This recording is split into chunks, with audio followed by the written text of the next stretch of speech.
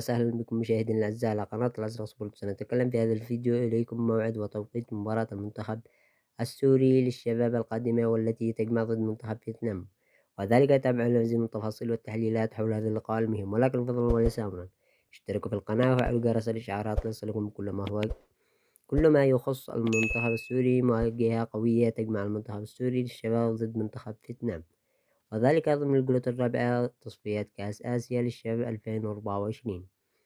وأما عن تاريخ المباراة وذلك يوم الأحد الموافق شهر 9 يوم 29/2024، وستقام المباراة على ملعب العشرين. وبخصوص القنوات الناقلة ستكون منقولة عبر اليوتيوب وأيضا عبر الفيسبوك.